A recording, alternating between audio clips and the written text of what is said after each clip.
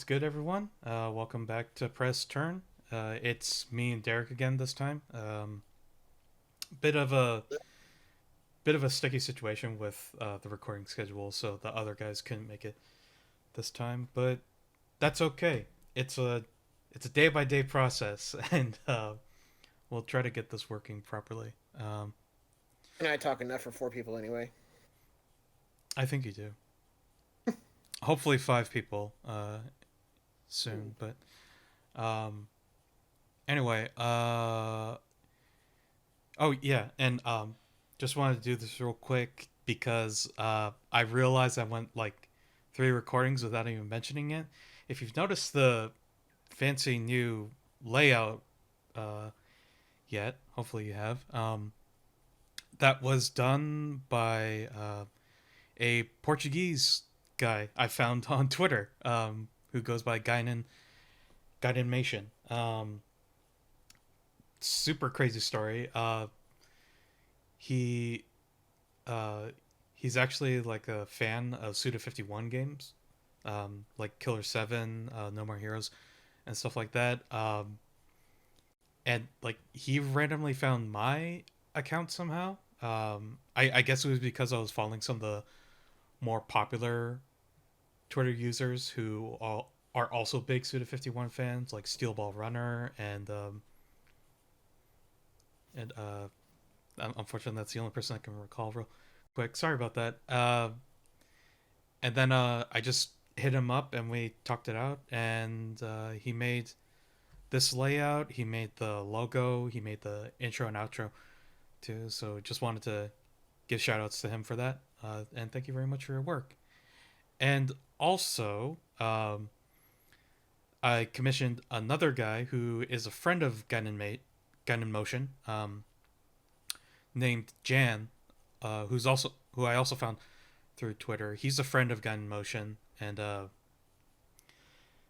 he made the music for the intro and the outro as well. Really good stuff. I was more than pleased with the work that they both gave me for the podcast. So just wanted to shout them both out. Thank you guys so much. Really appreciate it. And I'm going to be stretching this commissioned material out as much as possible because oh man, it hit my wallet pretty hard. But that's about it. Uh, so Derek, we'll just start with you. How has your week been? It's been a little crazy at home with a rummage and stuff.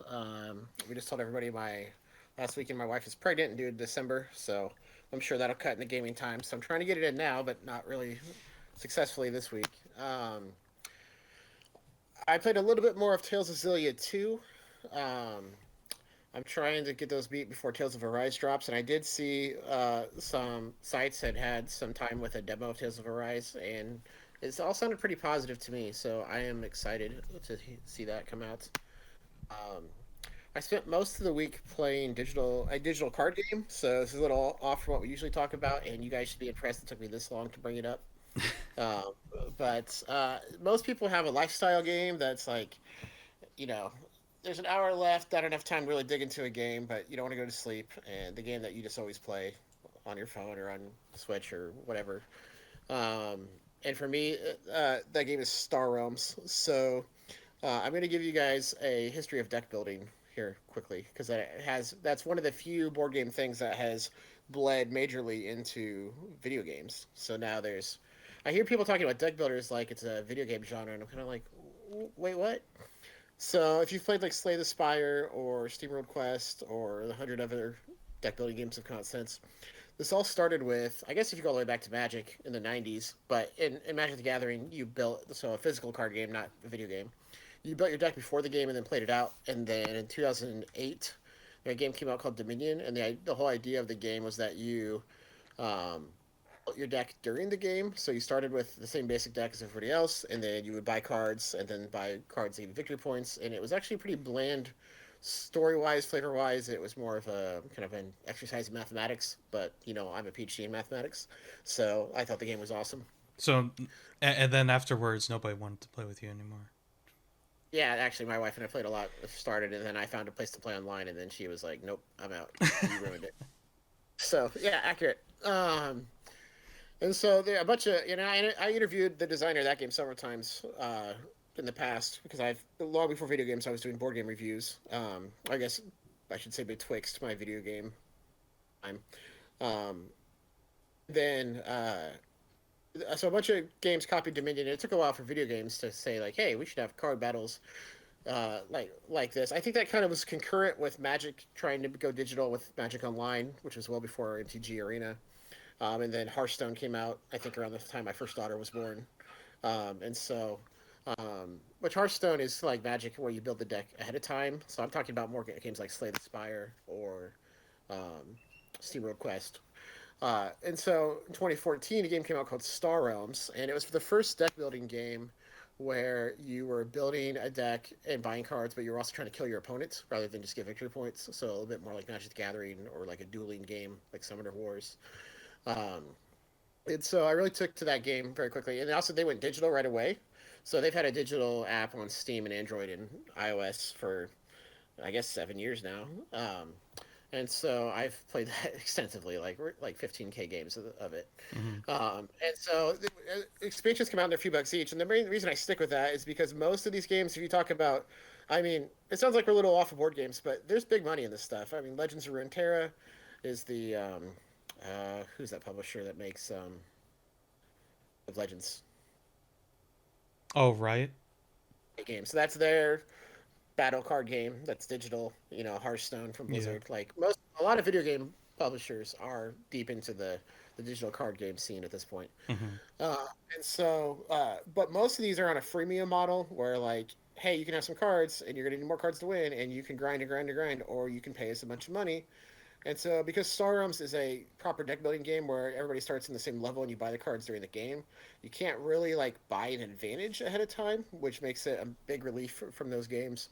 But also means that in terms of like the company getting whales to pay for their game, they added a couple years ago a way to get foils that people could spend way too much money on. But foils are literally just, I mean, it's digital. They spin, they glow. They added an animation.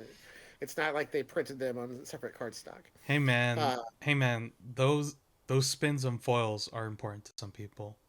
Uh, well, people, people who are in the Pokemon and Yu-Gi-Oh card market yeah. will definitely agree with that. But that's another story.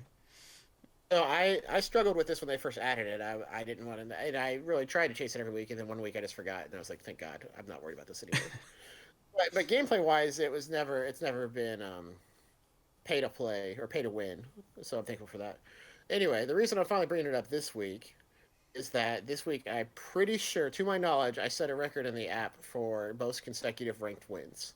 I won 63 games in a row, Wow, so I'm feeling nice, good. nice. Week. I am bragging to everybody I can brag to this week, so I'm sorry for my lack of humility. No, They flex, pop off, they, King. they just added um they added an expansion just now, but they do open betas beforehand, and I had played like several hundred games in the beta, and so yeah, I was just crushing everybody, and it felt good. I think the previous record I saw anybody had was 43. So I don't have a way to check everybody in the app ever, but most of us are in a community group together, most of the top players, and Hmm. so to my knowledge, that's the app record for the biggest win streak. So Nice, good job. yeah, so I could have every time I sat down this week and I had it was like 10. I wanted to go to bed at 11:30 or something. I was like, I could make progress on a game, or I could just play more Star Realms. Mm, That's what I did, and there we go. And there's the vacuum. I'm not surprised.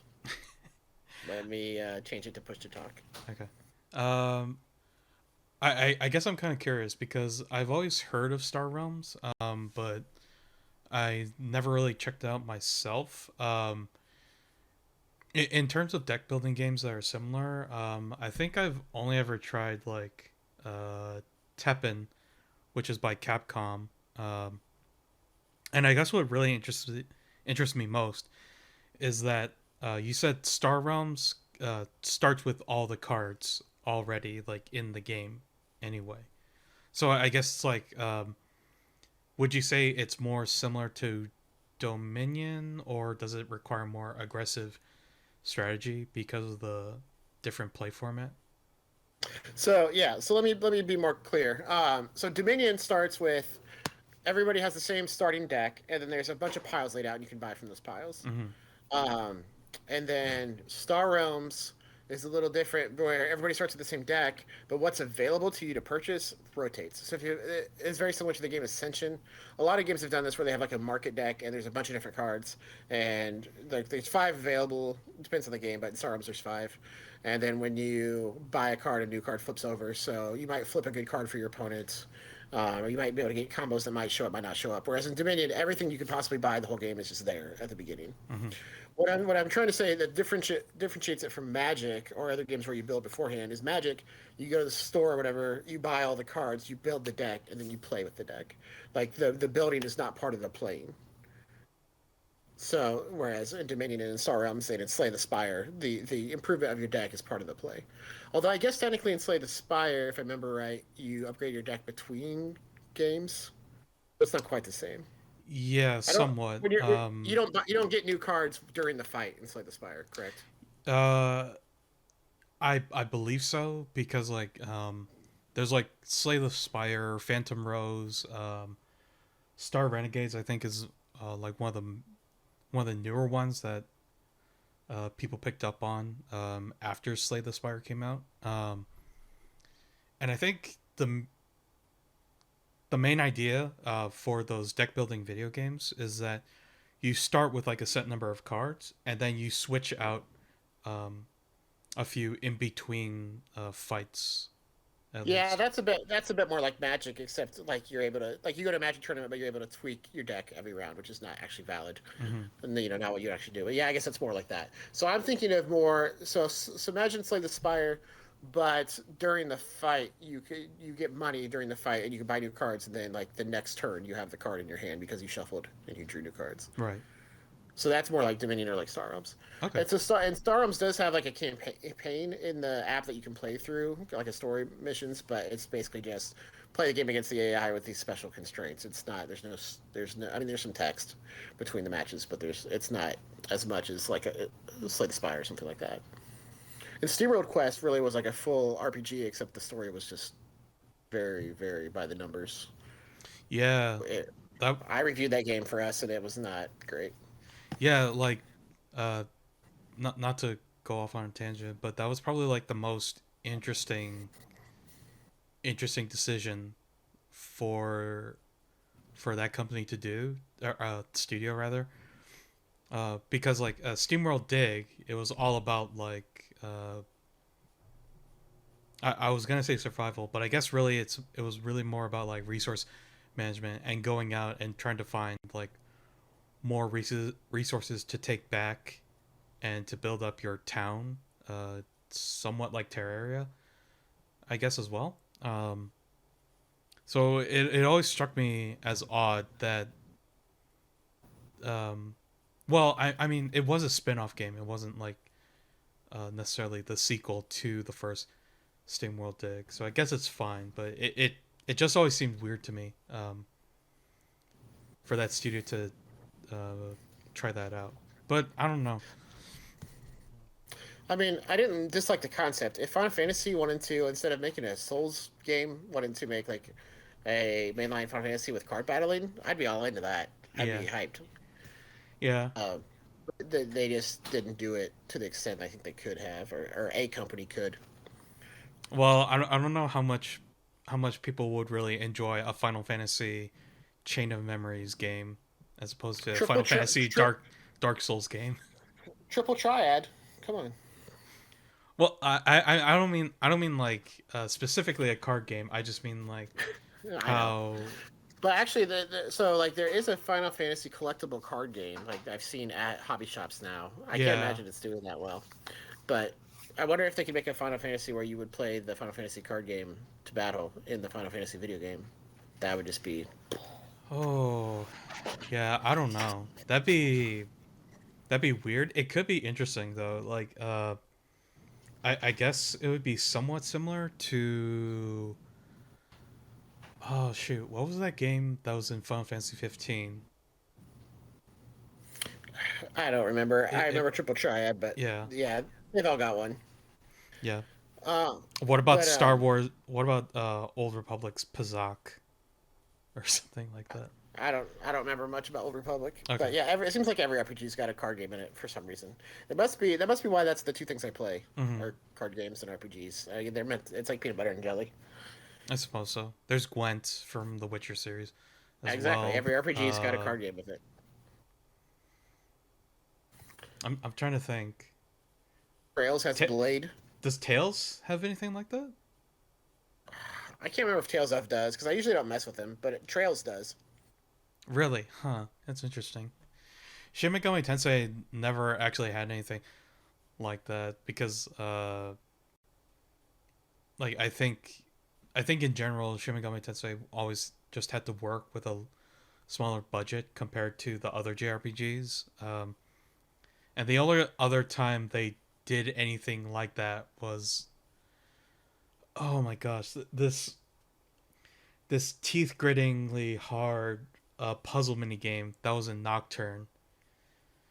Oh my goodness, that puzzle game is it's really fun and like engaging as like a brain teaser, but it's like when it's part of the video game, it's just like I kind of I kind of just want to go back to what I was doing before doing this, and of Was it course, was of it course, as required? was the style.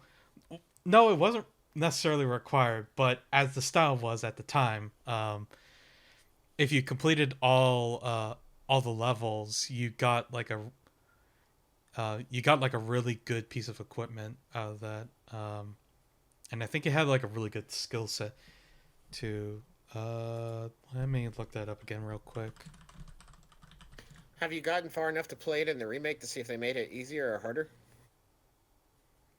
Well, the thing is like so I'm actually playing on merciful mode right now, mainly to get to the points of the story that I'm really interested in and how they handle it, because other aside from that, if you just play it on normal mode, the game's basically the same as the PS2 Mm, original. uh, okay. Really hard, quite a bit of grinding that you actually have to do in between, um, to the point that I'm kind of curious. Well, not so much curious.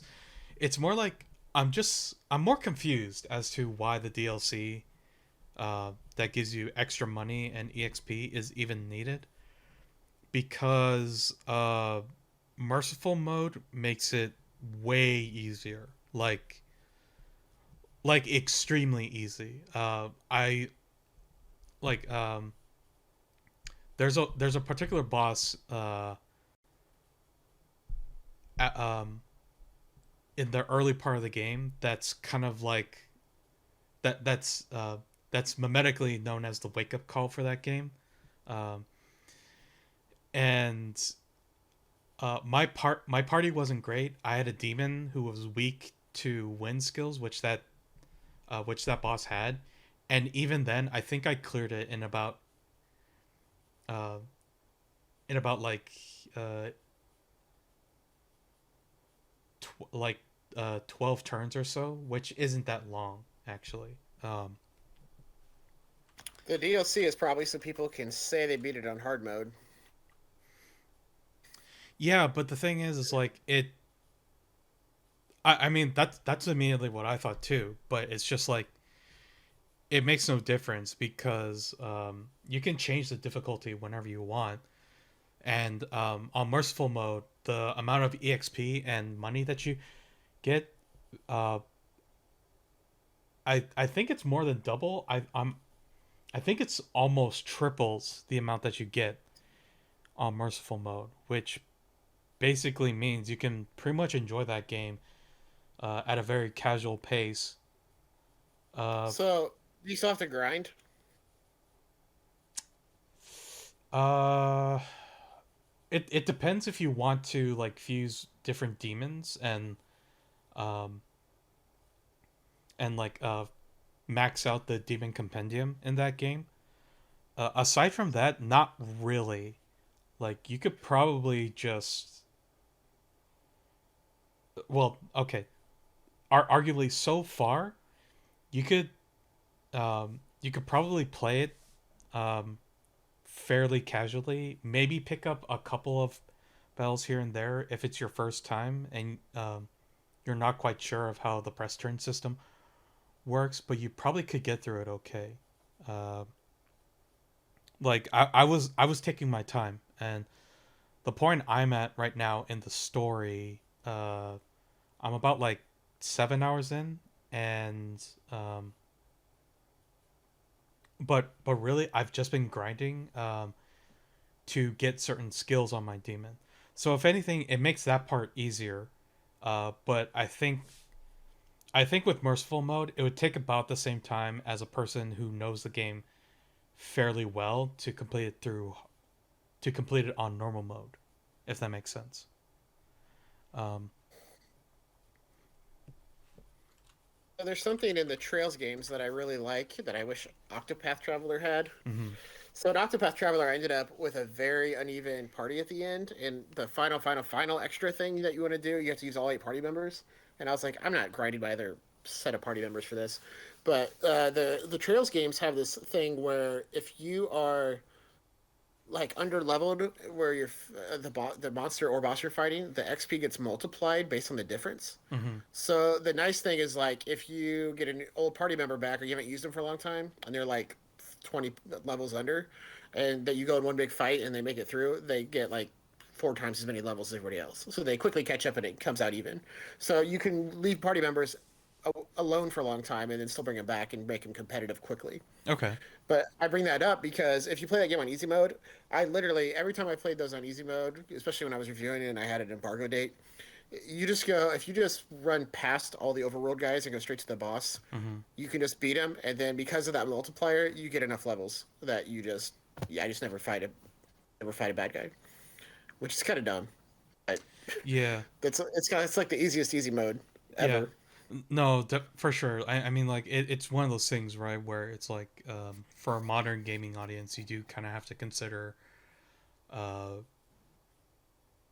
or rather, developers kind of have to consider, like how people who may have an interest in video games want to try out a new video game, but then it's like, Sure. how do you like how do you make the intended experience of that one game for fit for like a wider audience, you know? Like Yeah. I would say arguably the whole one of the main experiences about Shin Megami Tensei is the difficulty. Like that's kind of the whole point. It's interlinked with like the the theming and the stories that uh SMT usually does, where like it's a human it's generally humans against demons. uh demons have the and like demons have the advantage because you know they can use magic. They're generally stronger than humans are, and the humans have to fight back um, by being able to summon demons, fuse demons, and use whatever resources that they're able to get. And like and sometimes when they're pushed to it, they use other drastic methods to try to combat the demons so that humanity can win, like relying on gods, or like relying on their own implementation rather of like magic, for example, to try to like find some type of edge. It's there's a there's some desperateness to humans' actions in these games. That's all about like survival, but then there's another question of just like, well, how much of those compromises can you make before ultimately you like the human seems just as demonic as the actual demon. Uh, that's not like the whole point of the story, but that is one of the things that they put into the story in like every game, um, which which is what makes it interesting, and the difficulty like kind of drives that home because like the demons aren't just like mindless; they're smarter. They're just as smart, or and will try to like out clever you in some games. There, I remember a particular one where there's a particular mob um, later on in Nocturne that repels physical attacks, and one of the ways you can build up your player character is a physical build. It's like one of the strongest builds you can do with the player character. That can pretty much that can pretty much like uh, help you just focus on strength for the most part and not really worry about any other stat.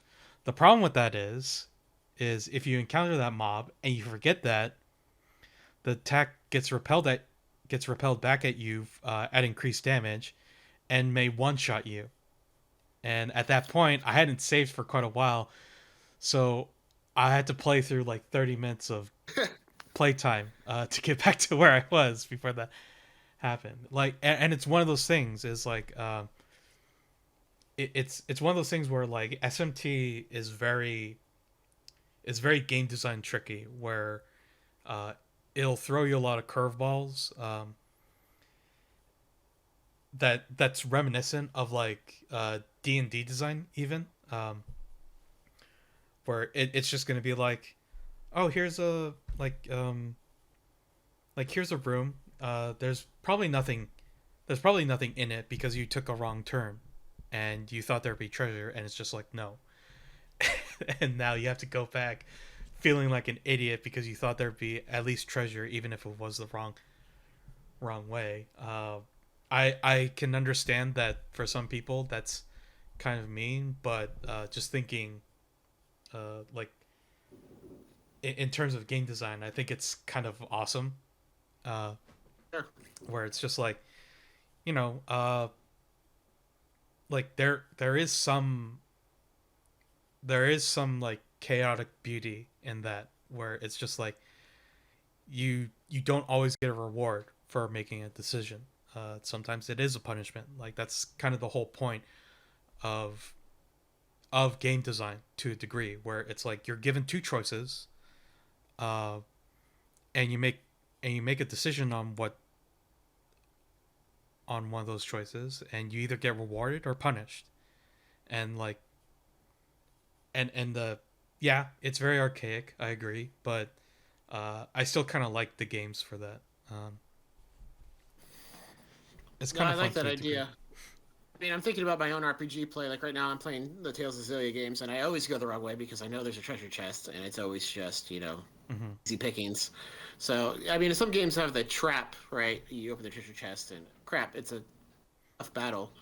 Um, the Trails games, the first Trails in the Sky, those first two, Hmm.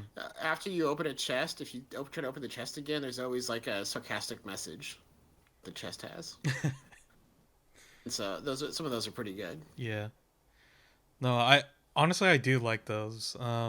Like I'm not entirely a fan of being rewarded just for going off the beaten path just because you feel like you have to.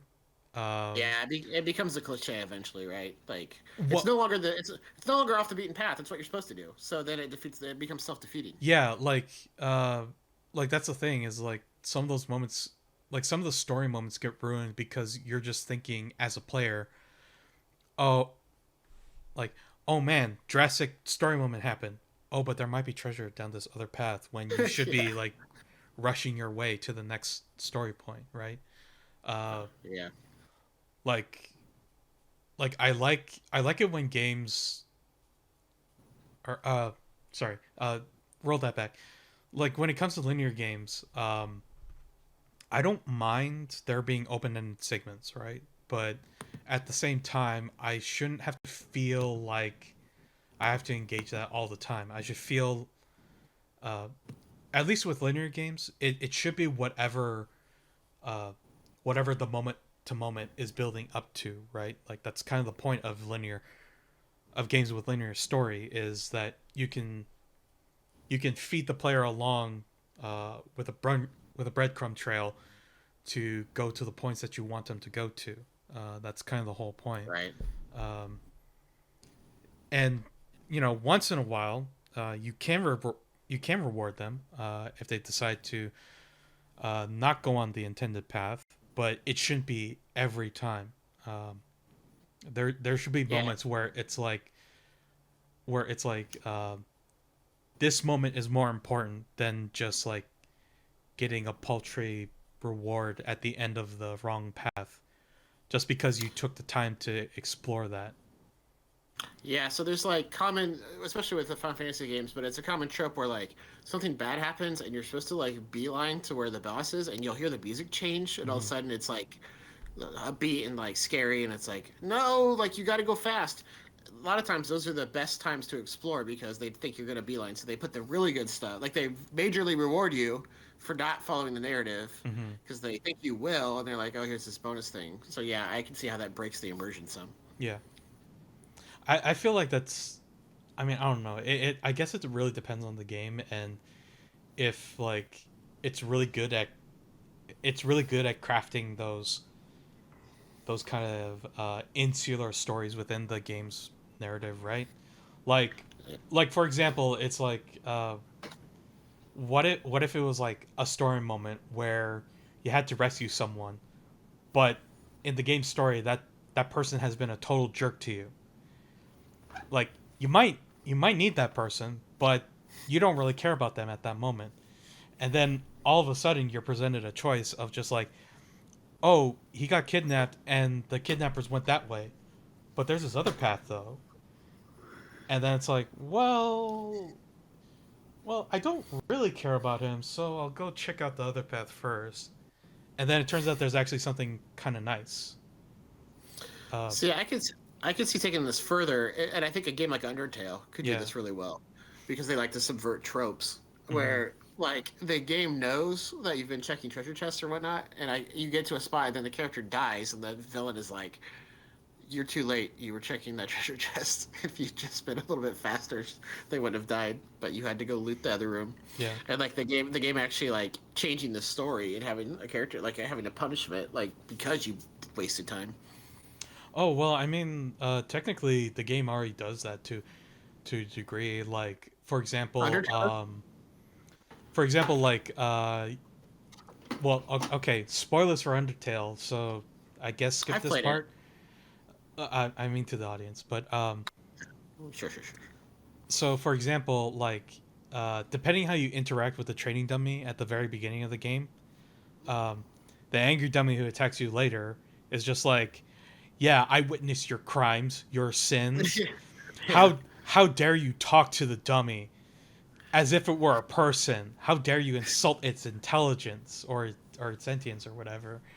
Or when you approach Snowden for the first time and there's that snowman um, up at the top, um, regardless of what path you're on, you could just keep taking snow from that snowman, and that's like that's a that's a bit of dark humor in that moment where it's like you could just take the one piece like the snowman requests, or you could just keep taking them, and you can get up to like 4 or 5, I think, and they recover 45 HP. That's not bad. Um, like I need to play the game again. yeah, and then of course if you go back to that point at the very end of the game and go back to that spot, the snowman's still there, obviously, and he's just a little puddle and he says, "You monster." Like it's a nice reversal. It's a of just like, yeah, okay, maybe you did do the right thing and were a true pacifist, but like the snowman's still there and he remembers. But yeah, just real quick, I finally looked up the reward for the puzzle minigame in Nocturne. Um, so most of the skills aren't super needed. They're mostly healing spells that at that point in the game, you'd probably have decent enough demons to cover for healing anyway, so it's not that big of an issue. The big thing though is there are two passive skills: life refill and mana refill, which refills your HP and MP slowly while walking around. Oh boy. Yeah, so those are really good, and it's mainly just to like it's mainly for completion, really. So, oh, there are 20 stages of that puzzle game. Oh my goodness, I don't even want to think about how much time I spent having to complete all of those. They get really hard. It's nuts. I'll have to record me going through that at some point, just to show you. Um, but yeah, did you have anything else? Now I want to know what you played this week. Did you even play Nocturne this week, or you just always like to talk about it? I mean, yeah, to a degree. But I did play some Nocturne to to hurry up with the article I need to do for it. And it's mainly just to, well, like I said before, just to like really figure out what they changed with the dialogue. And so far it's still okay, but there's still some parts where like I'm not sure I entirely agree with the decision for the localization script. Um, and this is more just this is just a personal preference. And I know not everyone's gonna agree. The voices so far are still okay. Um, other than that, playing on merciful mode is, as I said before, it's kind of a wash, really. Like, I feel like you could easily. I feel like anyone could easily just casually play the game on merciful mode. And like it truly is merciful. Like that's how easy it is. Um, you almost never have to worry about money. Um, Gaining levels is ridiculously easy. Like at this point, I think I've already hit like level 20, whereas normally I think I would have been at least level 18, like just barely. Um, so so yeah, that's really all I have to say. I mean, like um, gameplay wise, like Nocturne hasn't changed all that much in the remaster. Uh, and other than that, I did play some games from the next Game Fest. That's basically the only other thing from the E3 weekend that we didn't cover. Uh, I wish listed a ton of games, but other than that, I tried out a game called Unsighted, um, which is kind of like I guess it's somewhat similar to Hyper Light Drifter. Has a bit of a Metroid feel, but I get or just aesthetically. But I guess if anything, it's almost more like a Castlevania game, um, with like how the maps are, and how equipment works and stuff like that. Uh, and just going by the demo so far, it feels really polished. Like it's kind of crazy actually. Um, it feels really good. The combat is surprisingly it's surprisingly deeper than I was expecting. Like there in the demo, there's a boss fight you can do as well, and that boss fight when you first fight it is very deceptive, concerning how big it is too. Like it moves pretty fast actually. It took me a few tries to get used to it because I was playing with a slower weapon that wasn't available during the story demo. Um, has like if you go on the Steam page, you can see screenshots. I'm looking at it right now. Like there's a lot of really interesting set pieces for it. Uh, and at this point, I'm kind of just going in circles. It's a It really looks cool game though. the graphics and gameplay look a lot to me like Crosscode, but I think it's more that Crosscode looks like everything else Right. because there's been so many of these kind of 8-bit or 16-bit but really refined indie games. The thing that drove me nuts about Crosscode was the ranged combat. And I'm looking at this and I see some crosshairs and stuff. You said that the combat feel fluid the whole time. Is it easy to switch between ranged and melee combat? Yeah, for the most part, and it's mainly just because you can equip two weapons on your left hand and your right hand. So you could have like two guns equipped or two melee weapons Okay. equipped. So it's more like it seems like there's a bit more freedom with like how you want to proceed during certain areas.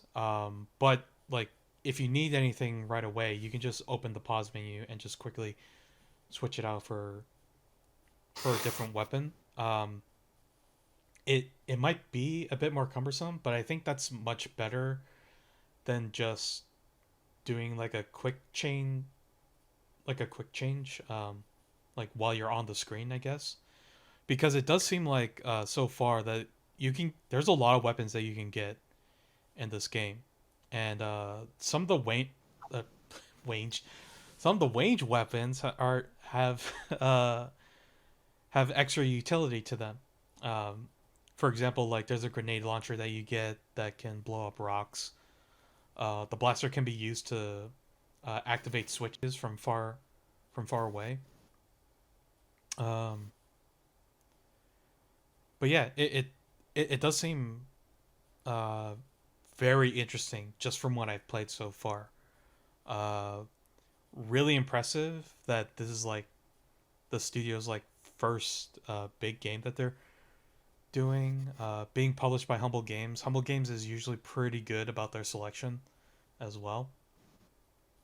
Um, and yeah, like that the art style is really good too. Like I wouldn't say it's like I wouldn't call it like beautiful, but I think like considering everything that they use to achieve it is like immaculate, and it just feels very natural with everything that they do. There's some like cinematic cutscenes as well that they use pretty creatively, just to like not have to do like extra animations and stuff like that too. I just really enjoy it.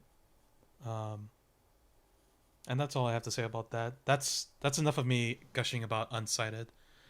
But I'll just reiterate. I mean, sometimes it's more important for a game to be refined than to be innovative, right? yeah, Like as reviewers, we play enough half-done games that still get published that like sometimes it just feels good to play something that doesn't feel new, but it just feels tight. Sometimes the tightness is the newness. hmm, Like you're the first person to take this idea and do it well. yeah, for sure. I'm trying to think. I think there were some other demos that I played, but I think unfortunately I didn't have them all down. Um, there was no demo for this one, but it looked really interesting. Was Lego Builder's Journey, um, and looking at it, it kind of just seems like Tomb Raider Go or Hitman Go or I guess somewhat similar to what is it? Captain Toad's Treasure Tracker. Oh yeah, I Yeah. actually thought that game was very good. It felt a little bit like I mean it was released for like $40, right? It felt a little bit like a half indie game despite being a Nintendo game. Hmm. And it was really weird that they shoved those levels into Mario 3D World I feel like with the Wii U struggling, they were really annoyingly pushy with crossovers between games and like a 3DS version of a game and a Wii U version of the game, and you should play both. But I played Treasure Tracker all the way through. I thought it was very good. Mm-hmm. I've lost track of which game you were actually talking about. What game is like Treasure Tracker? Uh, Lego Builder's Journey. That's what it was called. Yeah, it just looks interesting.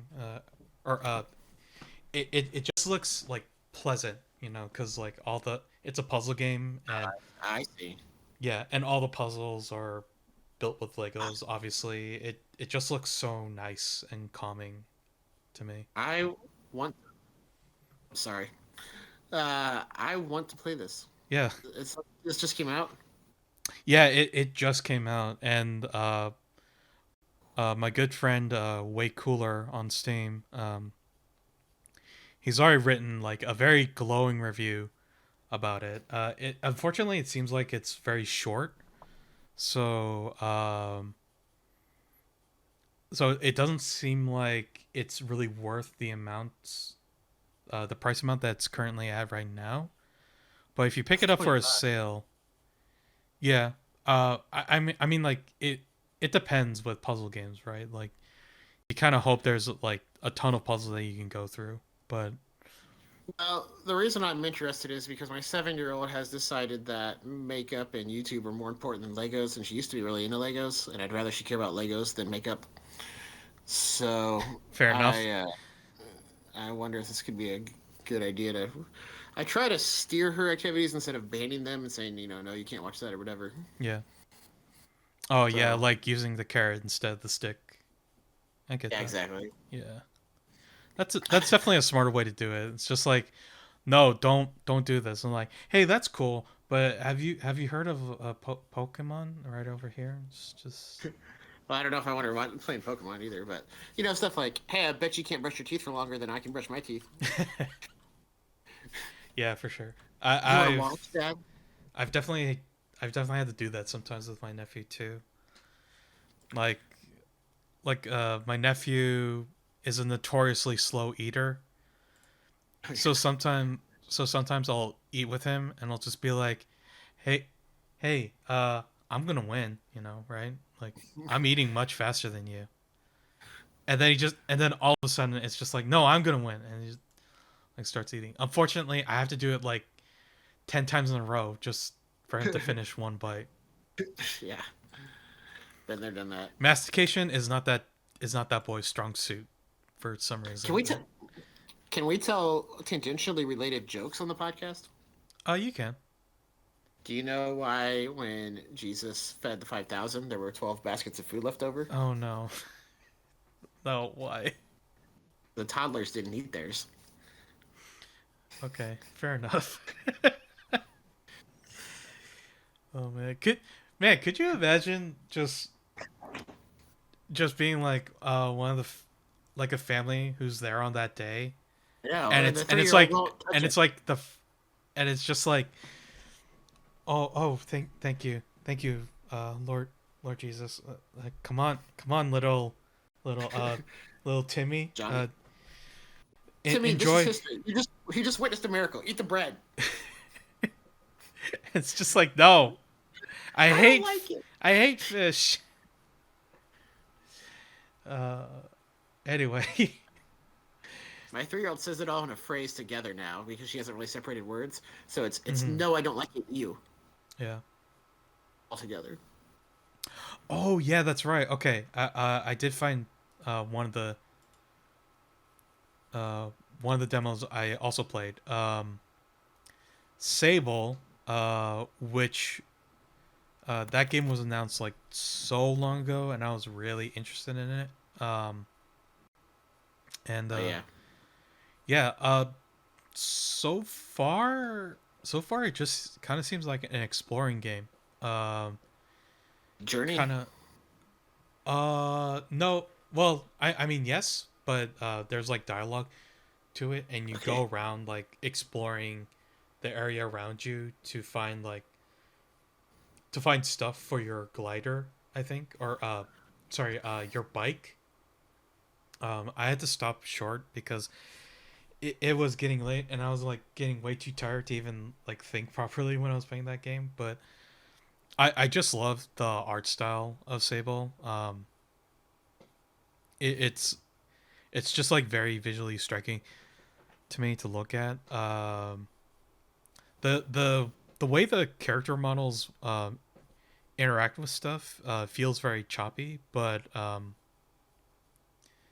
it's entirely possible that uh, like with how they're replicating this art style, nothing else could really be done about that. But hard to say.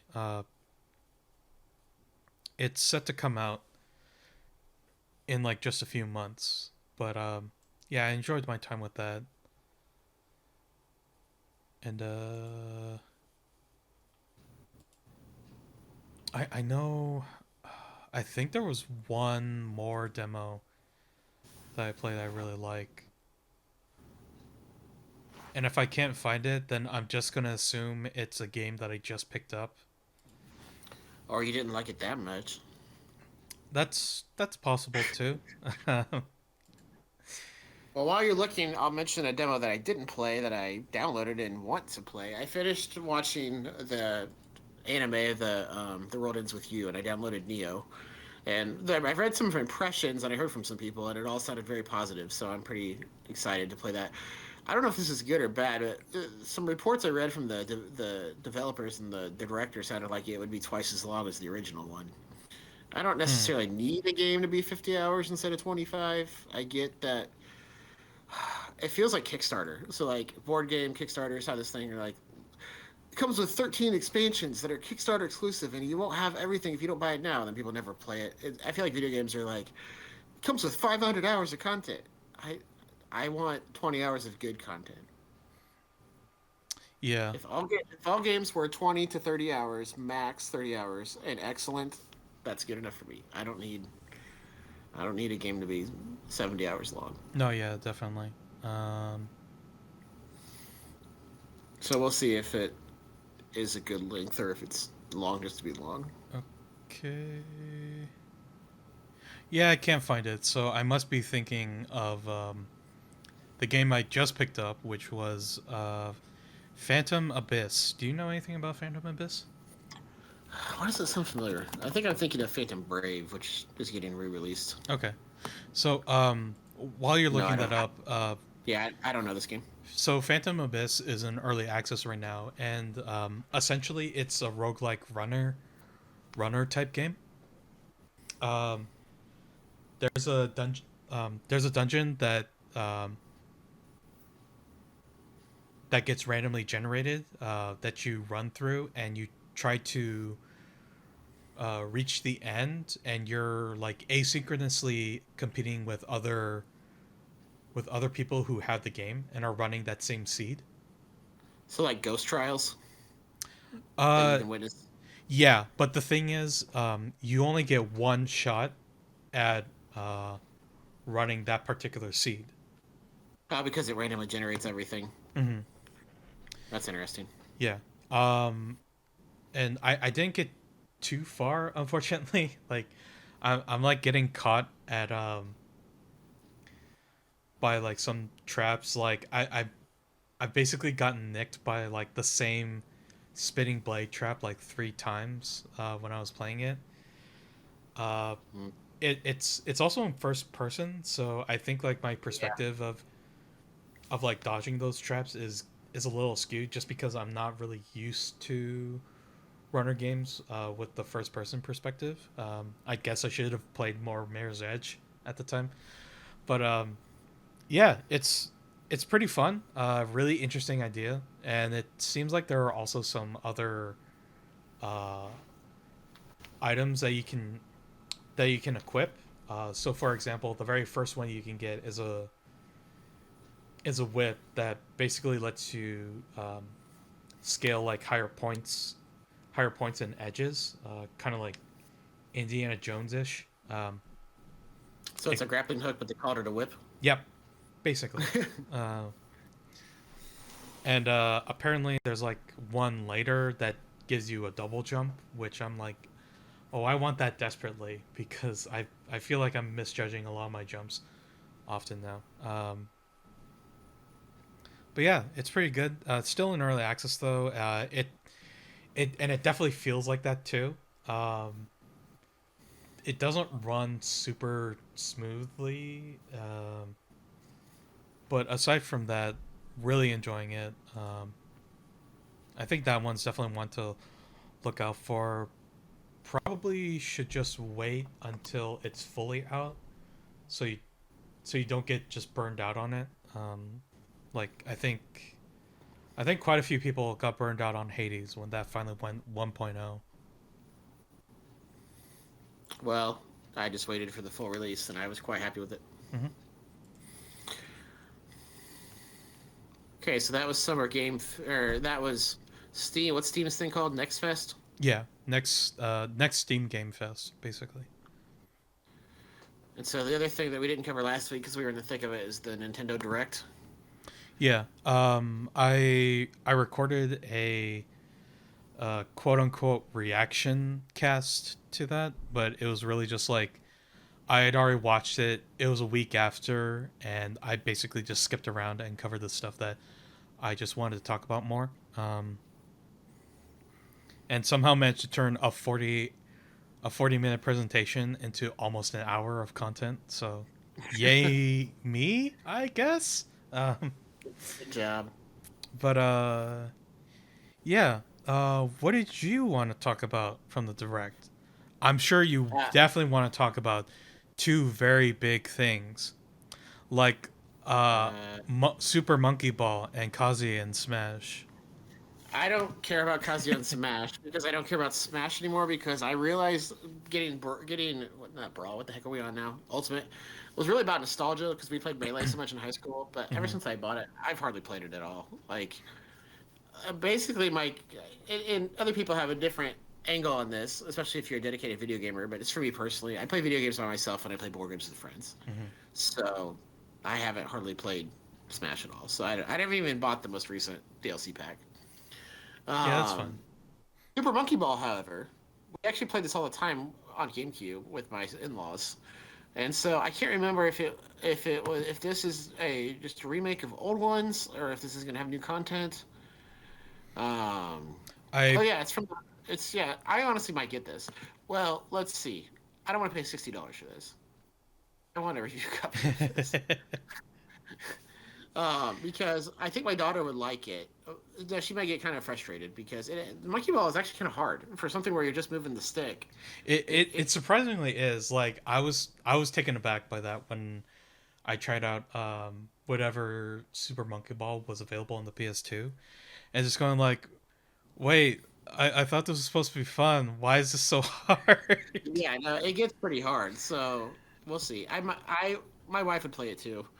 Yeah, I'm not upset that it exists. Let me put it that way. Yeah, It would be cooler if they like right as far as I can tell, this is just like a deluxe reprint, basically, or not reprint, but remaster. yeah. It Like says the license still exists. If you think about this, the license still exists. Think about the things you could do with Super Monkey Ball that makes sense and actually kind of cool. Super Monkey Ball roguelite, right? You could do that. oh, Randomly generated tubes or whatever you have to go through, and you get yeah, power that's ups. true.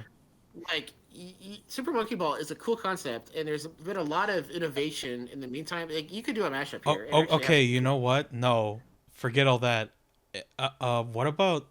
What about Super Monkey Ball Battle Royale?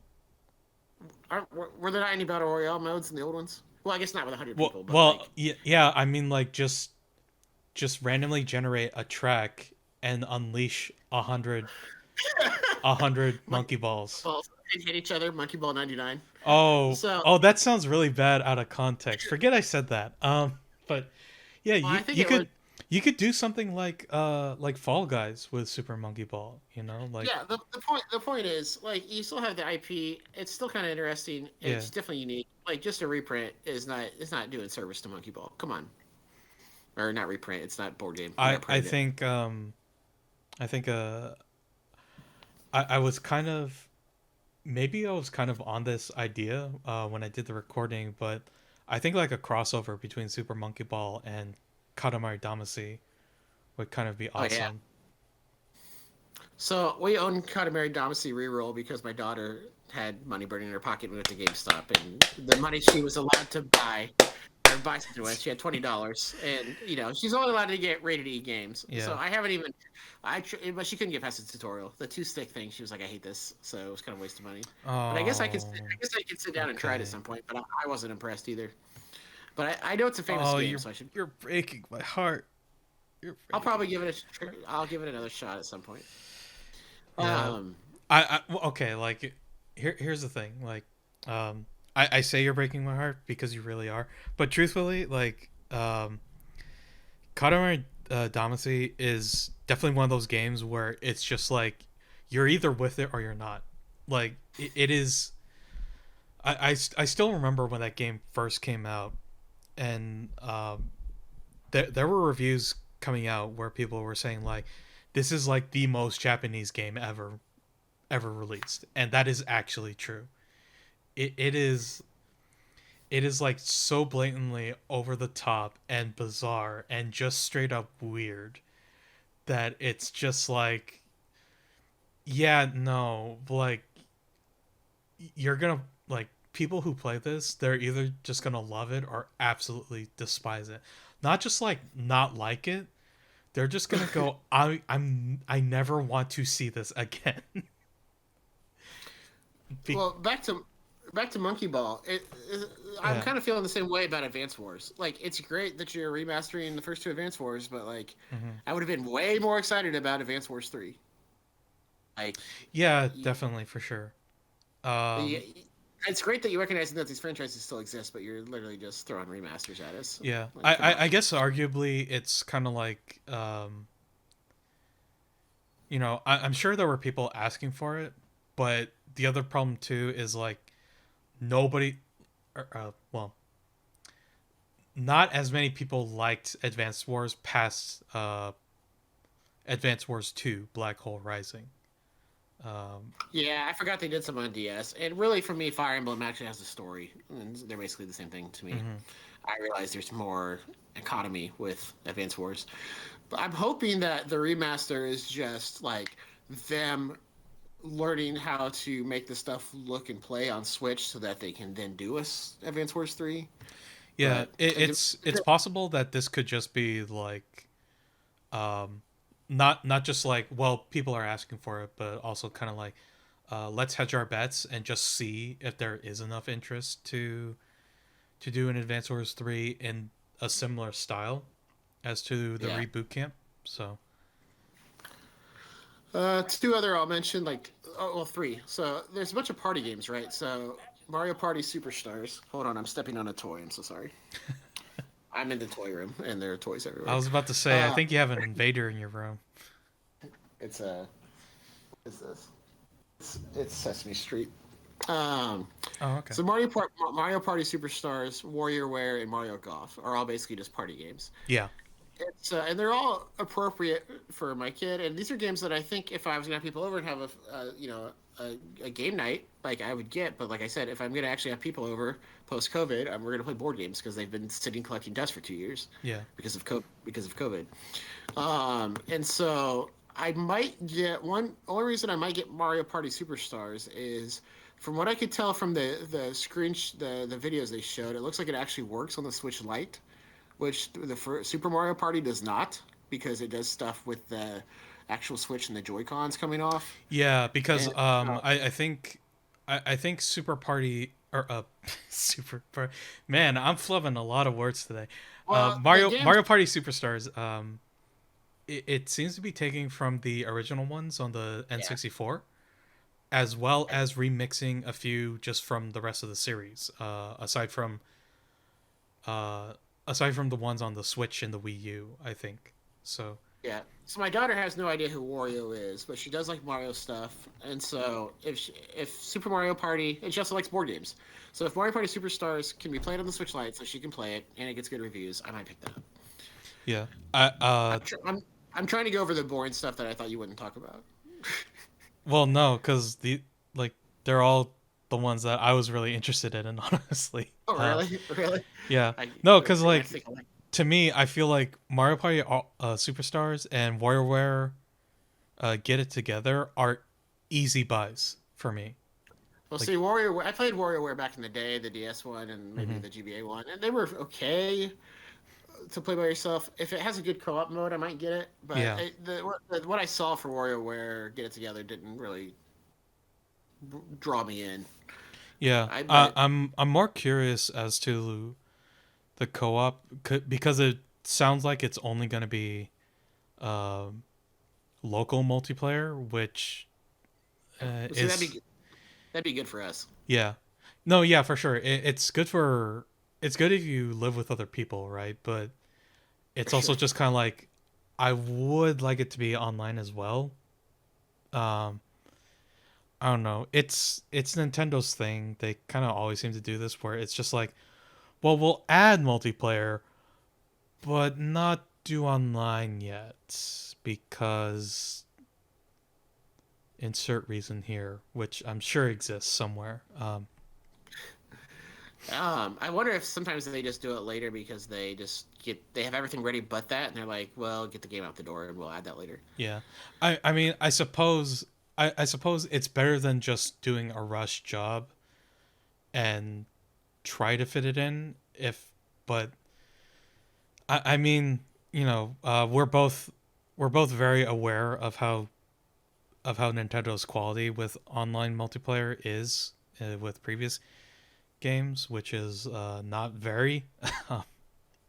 Yeah. So a couple other games I'll mention.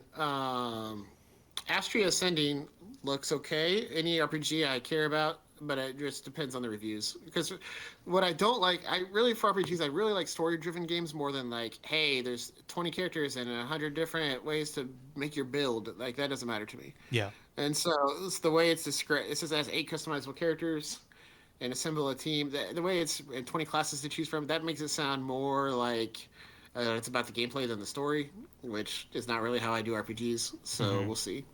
I'm gonna wait for reviews on that one. And then the last two I wanted to mention were, I think, Zelda and Metroid. Oh, and then there is a demo for Monster Hunter Stories 2 already, so I might download that. Yeah. Oh yeah, and then I'm just annoyed that there's another Mario and Rabbids because I thought that game was terrible.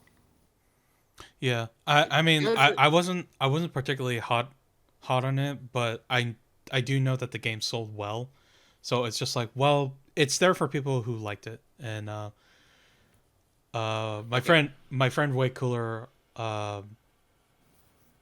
I don't think he ever played it, but he said it was this new one at least looks more interesting and tries to not it tries to be less like XCOM, which Okay. I guess is like a valid argument, and that like they should try to be their own thing as opposed to like copying another game.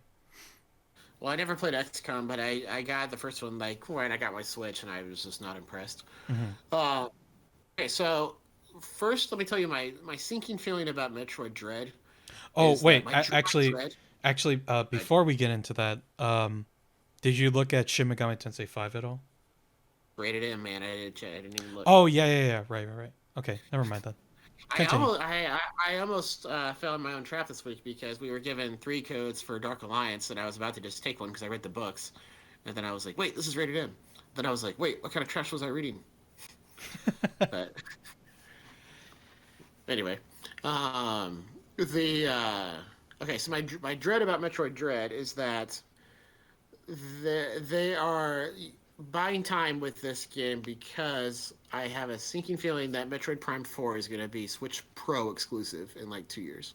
2023, they're Mm, going to launch the Switch Pro, and they're going to make Breath of the Wild 2 be crossover like they did with Twilight Princess and they did with Breath of the Wild, where it's on both machines. yeah. Uh, Well, but at least with Breath of the Wild 2, I basically echoed that same sentiment in the reaction podcast too.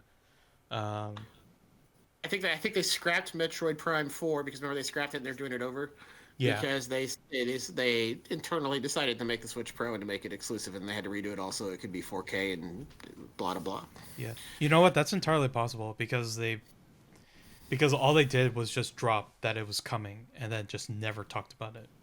And that wouldn't be too surprising at this point, considering there have been a lot more rumors, pretty much confirming the Switch Pro.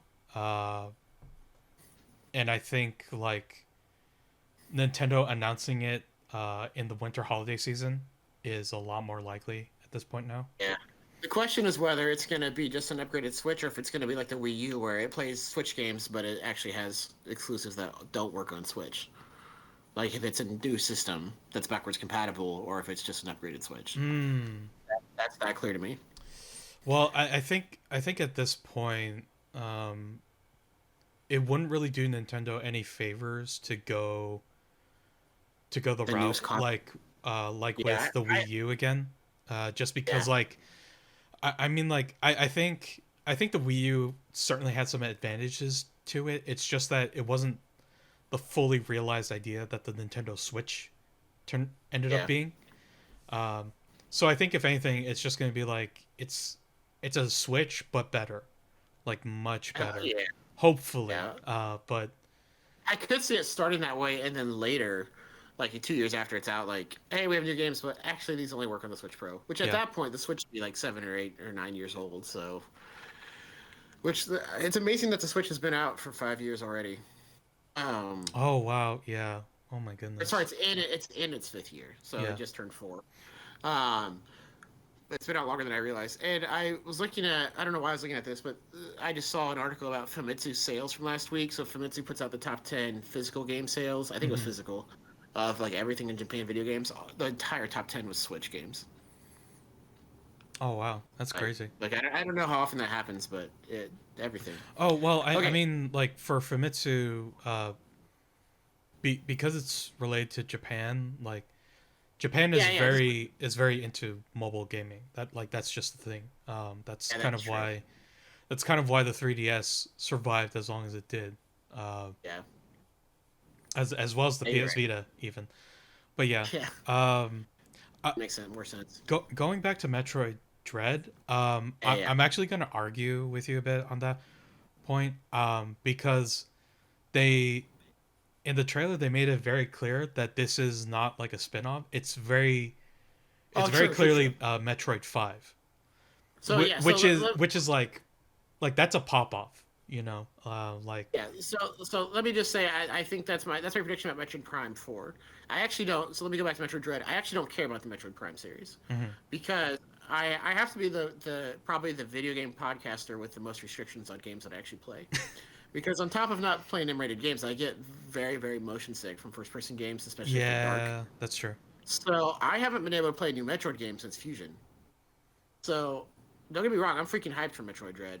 I shouted. I was like screaming in the chat because there hasn't been a 2D Metroid for like 20 years. Yeah, that's true. I don't what year did Metroid Fusion come out? 2003, Metroid 2004, Fusion? Yeah, I think so. 2002, 2002. So like Yeah. there've been remakes, but I actually intend to.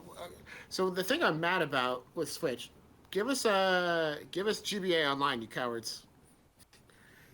I need some Game Boy Advance games. I'm actually thinking about buying a Wii U because that really for I have one game left that hasn't been ported. I want to play Xenoblade Chronicles X, but I just want a virtual console. Like I want Hmm. to go back and play Fusion. I want to play Zero Mission. I want to play a bunch of other like port or thing. The Wii U has a huge virtual console, but Well, I think arguably then the better answer is give us back Virtual Console yeah, Nintendo. sure, sure, sure. Like, You cowards. yeah, I The yeah, like okay, and you know kind of derailing the conversation. But whatever. That's probably that's probably like the biggest flop that I think Nintendo has ever committed to, which is we'll release a virtual market for a console and then destroy it when we release a new console if because who even cares? if they just released a virtual console and made us buy all the stuff we bought on Wii U again, people would do it. Yeah. Like, it's frustrating. But by the way, we're going back to my comment earlier about I just want a short game that's good. If you look at the Metroid games, like on how long to beat, Hmm. Met- Super Metroid is 7.5 hours, and that's the long one. Oh, Samus Returns on 3DS is 11 hours. The rest are like 5 hours long. Yeah, but Like a even game doesn't have then, to be. yeah. So, but I have there's only like two or three games I never got around to on 3DS, and I'm frustrated because it's been like 2 years. I can't find my 3DS. I was and so, but I want to go back and I want to borrow somebody's 3DS and get a Wii U and play every. I want to play Metroid 1 through 4 in order. Hmm. So, but I'm not going to play the NES games, but I'll play Zero Mission and then the 3DS remake and then Super Metroid and I was Fusion. I was gonna say, isn't Metroid Zero Mission a remake of one of the That's a older re- that's games? a that's a remake of Metroid 1. Okay. The 3DS game, Samus Returns, is a remake of Metroid 2, Okay. which was Metroid 2 was a Game Boy game, right? Pretty sure. Yes. Uh, and then Super Metroid is Metroid 3, and then Fusion is Metroid 4. Okay. Got it. All right. So I played. I don't think I ever played Metroid or Metroid 2, but I played Super Metroid in college way after it was due, and then I played the other two on Game Boy Advance when Game Boy Advance was like around, and they're all fantastic. Hmm. So yeah, I've actually I'm never very happy. played. I've actually never played the Metroid series, and considering, Serious? What? yeah. Uh. So Like you've played Prime or you haven't played any of them? no, none. Honestly. You have SNES Online, right? Yeah. So I can at least play Yeah. Metroid. You Super have two Metroid. weeks. You have two Yeah. weeks. Next time we talk, I want you need to have played Super Metroid. Okay. Um. But yeah. But yeah. I was gonna say thank you for confirming on my list now. Because I'll need to at least play Zero Mission, and that one at least it's like I can find a way to play that one. It's not too hard. As well as Metroid Fusion. The tricky part is uh, Samus Returns, because I'm not sure how I'm gonna get my hands on that one. But You don't know? You know anybody that has a 3DS? uh, You know a guy? I have ways. Let me put it that Uh, way. the other game that I want to mention, actually, this is going to lead. I had an epiphany that makes me sad. We'll see if I'm wrong or right. Okay. So, Breath of the Wild 2 had new footage, right? And the Yes. main, and sadly, we're not getting. I knew this was not going to happen, but people were like, "Oh, we should have gotten Twilight Princess HD and Wind Waker HD on Switch." But if they were going to do that, they would have announced it when they announced Skyward Sword HD. Yeah. I beat Wind Waker when it came out. I actually did a really stupid thing when I got back into video games after Breath of the Wild. I played Twilight Princess, the GameCube copy on my Wii when I should have borrowed somebody's Wii U. Oh man. But anyway, I never beat Skyward Sword, so I'm very excited about Skyward Sword HD coming out. And the big thing with the Breath of the Wild 2 trailer was that part of it's in the air. Hmm. Like it's going to borrow some inspiration from Skyward Sword. So I assume that's why they're releasing Skyward Sword HD now to kind of tie them together.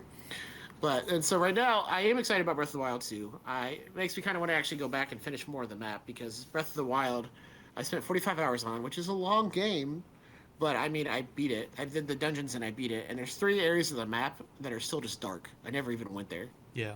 That game is huge, and I just didn't. I just wasn't compelled to do the rest of it. But I want to beat Skyward Sword.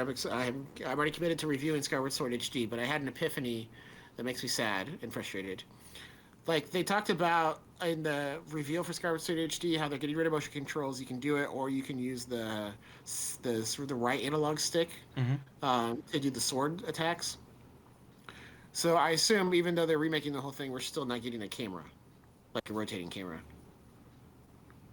Because if you remember, Oh if you play that game, yeah. you just have to point at the screen and you can change like so that you're facing the camera. But the camera's terrible. There's no camera. Like it just kind of you have to push the button to like rejigger it all the time. Yeah. Pretty much. And since they're making the sword be where you would rotate the camera, I assume we're still not getting much of a camera, which means that game is still gonna probably not be that good. Which makes me sad. Well, I'm trying to remember. Wasn't the way to like recenter the camera basically by Z targeting? Yeah, something like that. I don't remember. Okay. Actually, I just sold my Wii finally in the garage sale, along with Oh Skyward wow. Sword.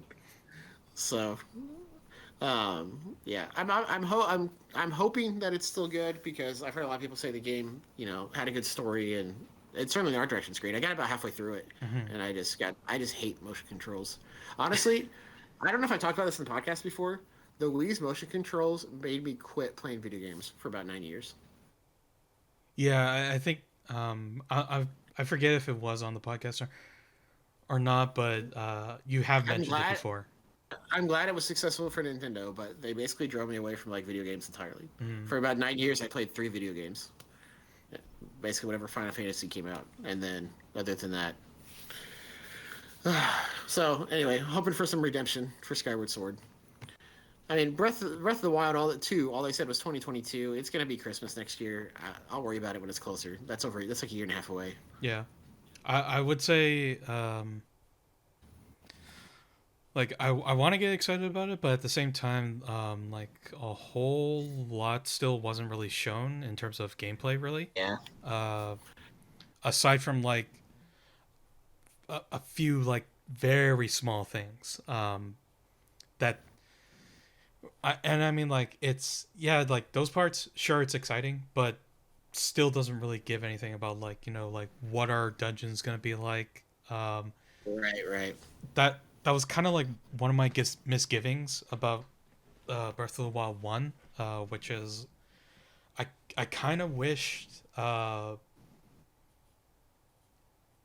kind of wish the dungeons were a bit more intricate with the sacred beasts. Like I don't know, it's one of those things, right? Or like from what I remember playing of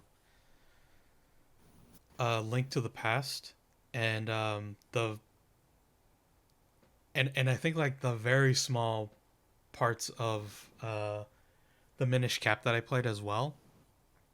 Like I I I did see like what you did there. yeah I did like the oh my gosh I didn't even realize that. Anyway, reeling from that reeling from that horrific pun I just made. Um,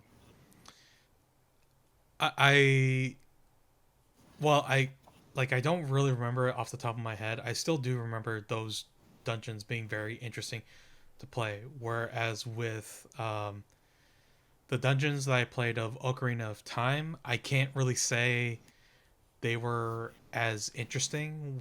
Whereas it was more just like um,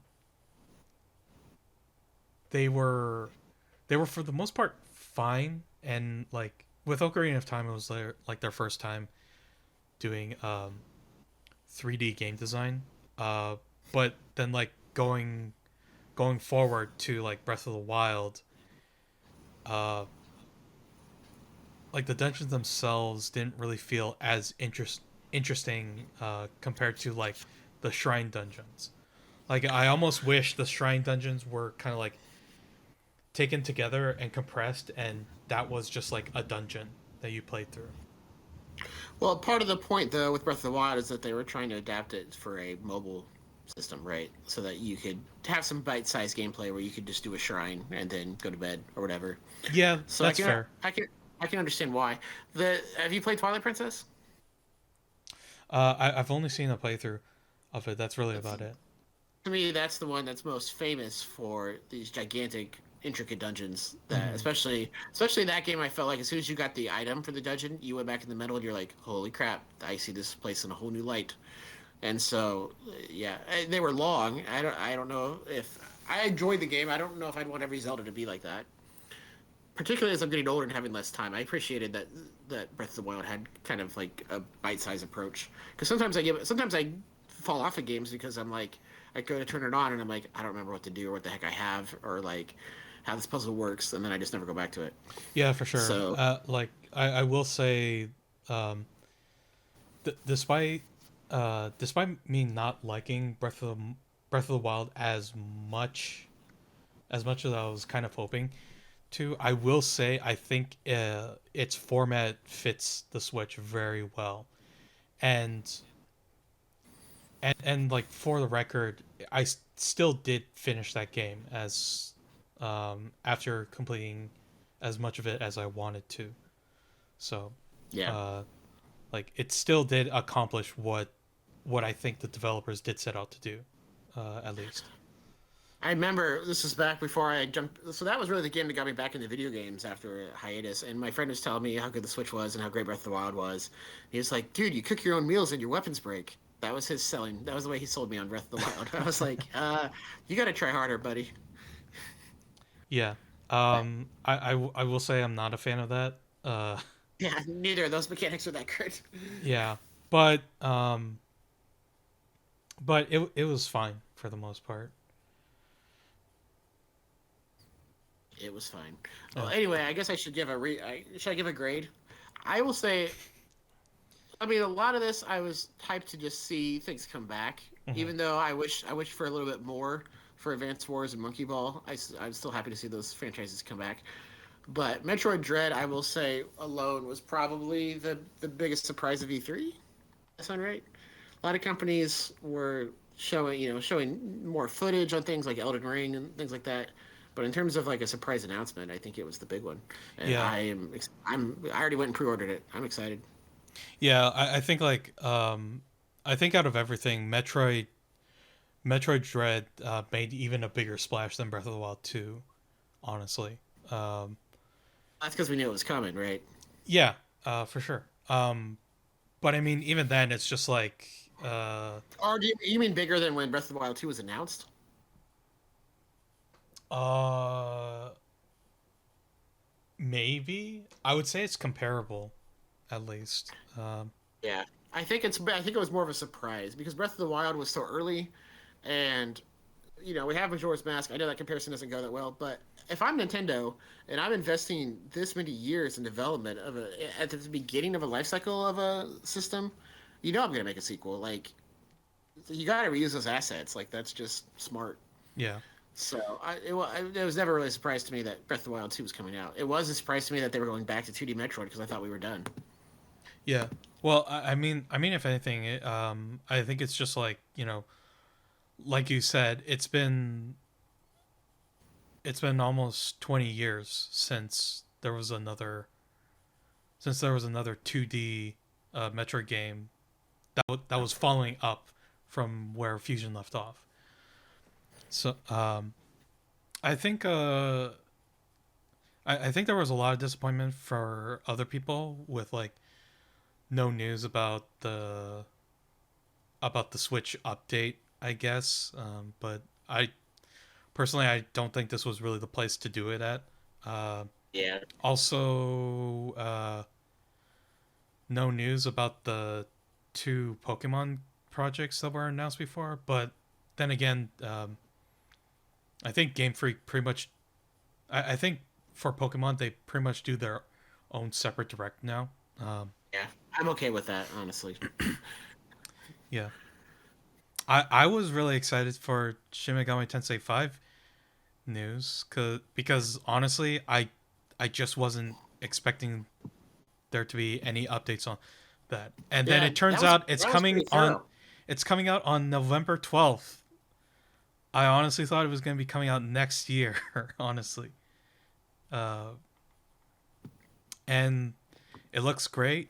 Uh, the player character is looking super fabulous. Reppin' Pantene and L'Oreal at the same time somehow with that luxurious hair. Uh, but Several yeah, people on my Twitter were going nuts about that. oh yeah. Twitter, Twitter, the subreddit for SMT, everyone was basically going like, "Who is this character, and why am I curiously attracted to them?" And just like, and just like, well, I mean, yeah, I guess so. Some people were also making speculation that there's a possibility this could be a follow up from where an ending from Nocturne, uh, which is interesting. I don't necessarily want the connection to be there, but it is entirely possible. Uh, just going off of some design choices that were used in that new trailer. Um, Okay, I have a quick question. yeah. The Shin Megami Tensei games one continuous story, or is each one its separate story like Final Fantasy? They are their own separate story. Okay. For the most part, like Shin Megami Tensei 1 and 2 are the only ones that are like directly connected, but even then they're not, but even then like their main stories are not interconnected. They just happen to take place in the same universe. Uh Okay. So what the heck happened to Shin Megami Tensei 4? Why is the Switch getting 3 and uh 5? good well they were on the 3DS, and honestly that's a very good question because even I don't know, because like Okay.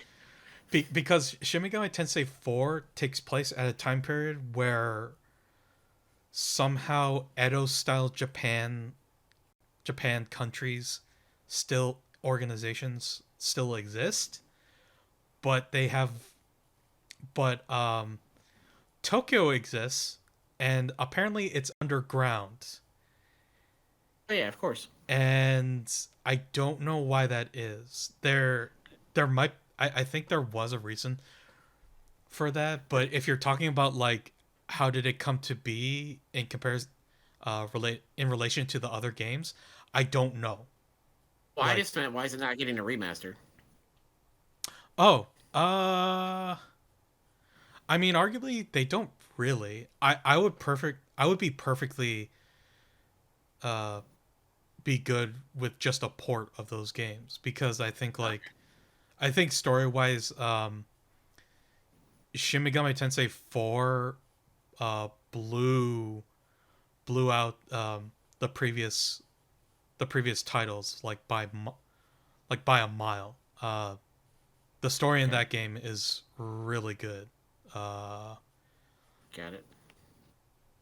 Apocalypse, it's debatable. I'm coming back around on it because I think I was kind of judging it uh, misjudging it a bit. Um, but I would say it's not quite as strong as Shin Megami Tensei 4's story is. I will say there are some surprising similarities between Apocalypse and 5. Like the premise is somewhat the same, so I'm not sure if it's like I'm not sure if it's like there's another character that is similar to a character from Apocalypse that is working the same way, or has like a similar motivation or something like that. Uh, who can say really? Because I think as far as I can tell, the story for Shin Megami Tensei 5 seems to be very similar to 1 and 2, where it was more like uh, there were two clear factions, um, and it was for the most part like angels versus demons. So it could be that main conflict happening again, and your character is just caught in the middle of it. Uh, the only reason why it's kind of hard to tell where this would really take place is because at least in the English trailer, they very clearly make a distinction that your character uh, is transported to another Tokyo. So I'm not sure if it means it's a time skip or a dimension hop.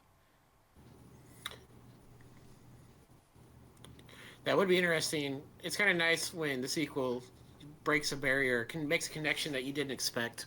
Mm-hmm. If you've played Xenoblade Chronicles 2, I remember thinking you were kind of iffy on that, but there's a very small moment at the end of Xenoblade Chronicles 2 that if you haven't played the first one, Right. you won't even notice that it happens. But if you've played the first one, you're like, "Holy crap, it's all connected." Yeah. And, so getting a moment like that would be cool. No, for I sure. forgot I forgot some news I would like to talk about. Yes. Go ahead. Not the direct. This is from the middle of this week. Neon Falcom had their 40th anniversary event. They've been Yes, they around longer did. You're right. You're right. they've been around longer than Mario. Mm-hmm. And this is like, we'll end with this. This is the feel good story of the year for me for video games. Um, there have been so brief rant about the Trails franchise. So Trails in the Sky 1, 2, and 3 are in the US. Those are really popular, well done games that were originally for the PlayStation Portable. At least the first two were. The third Mm-hmm. one was on Steam. But then there's two games, Trails from Zero and Trails to Azure, that were never released here. And then the Trails of Cold Steel games, all four of those have been released, but there's a big hole. When you get to Trails of Cold Steel 3, all this stuff comes up that happened during Trails from Zero and Trails to Azure, and you're like, who the heck are these people? So there's kind of a big hole in the story if you're an American player who hasn't played these. Mm-hmm. Localization team called the Geofront made patches for these, and the first game, Trails from Zero, I played their patch. I bought the game legally through some Japanese website and then applied their patch.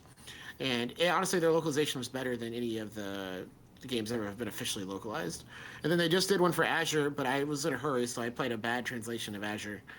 But they just did that, and they figured out a way to make the game legally purchasable, and because it was hard to find because there was it wasn't on. I forget, but this is the place you bought Zero from. You couldn't buy Azure from, but anyway, they figured out how to make it all on the up and up. So the whole time, they got wrecked by some people, some fans that were like, "You've ruined any chance of these games officially coming over, and you should be ashamed for doing this." And I'm sure they were afraid the whole time that NIS America was going to just translate these games themselves and kind of tank their fan project. Well, they announced this week at the 40th anniversary event that those two games are coming. The first one's coming fall of 2022, and then the next one's coming 2023. And then the next game after the Trolls of Cold Steel series, it's already out in Japan. That's coming 2023, and along with a side game, they're publishing 4 games. And the two that are missing, the cross bell duology is what they're called, the Trails from Zero and Trails to Azure. Mm-hmm. They are actually paying Geofront, who did this fan translation, to have their translations be the official translations. Yeah, which And to me, is awesome. that's just so unheard of. Nintendo Yeah, would have sued them. Nintendo would have them thrown in jail. That's Nintendo. But like, that's just like to actually say like, hey, we're super impressed with your fan work, and we want to make this official, and like, use your work and pay you. That is just unheard of and awesome. yeah. So Well, I like, even not nearly as big as like the Sonic Mania uh premiere premiere drop. This is basically on the same scale. Like, uh, you're getting like bigger developer studios essentially turning to the fans and going like, "Hey, you seem to, hey, you seem to know a lot more of like what's needed for these franchises than uh, than us right now. We're gonna adhere to you uh, and even pay you to like help with our release this time." Um, if you know the series, like if you look up video games with the longest text, like the Japanese characters in the game, yeah, all 9 Trails games are way up at the top. yeah, And so I don't think they could have even kept up if they were going to translate these themselves. If NIS America was going to, and try to keep up with the new releases that are still coming out. Like yeah, they just announced the game after the game that isn't here yet, on top of these two. And so I think this is a win-win-win. And I was just so excited for this. And so these will be the PS4 remasters because Falcom also these games were PSP games also, and they remastered them like 2 years ago for PS4 in hopes that they would get translated. So I will be very happy. I'm a very happy Trails fan, and so there's definitely games I'm looking forward to this year still. But like right now, my eyes are on 2022. mm-hmm. Yeah. And I feel like considering how old they are and like how much work it would have taken if they had to translate from scratch, the fact that they're willing to bring in a fan translation group that already had like that work done. Um, Yeah, Square Enix could have base, even done this when they brought over Trials of Mana. Well, they didn't, but like yeah, that game got a fan translation when I was a kid. yeah, I remember that actually. That was pretty much just like, yeah, if you ever want to play this Legend series, go to this fan translation group if you want to play it. And that was basically it. So But yeah, that's really cool, honestly. Like that was awesome. All right, well that's all I've got. I'm out of, and that's the best news to end on for me. Yeah. Um, I don't have any feel good stories, unfortunately. The biggest thing is really just is Shin Megami Tensei 5. Super excited about that. Unfortunately, people were already trying to scalp the pre-orders for that on Well, the Metroid Dread Premium things are already gone. They all got scalped. Oh yeah, that too. Yeah. But thankfully I was able to snag one just going into my local GameStop store and just put down a $5 call for the pre-order for that. Not sorry, not Metroid Dread. For Shin Megami Tensei 5. So I'm really happy about that. Mainly because like I really wanted that demon manual and the soundtrack. The demon manual obviously because I have some experimentation I want to do. But let's not worry about that. Uh, but yeah, like I'm just really big on art books, and this is like the next best thing for me to get right now until I can like save up enough money to get the Japanese art books that are available for the older ones. But yeah. Other than that, that's gonna be it from us. As you can tell, it's time to wrap up as I'm currently in sepia tone. So I mean, it's better than not being able to see me in the dark blue, right? So, uh, but yeah. Oh man, I shouldn't have mentioned the sepia tone because now I just want to like try to end it like a film noir movie or something. But anyway, that's gonna be it from us. Thank you for watching the podcast, and we'll see you guys next time. Peace. See ya.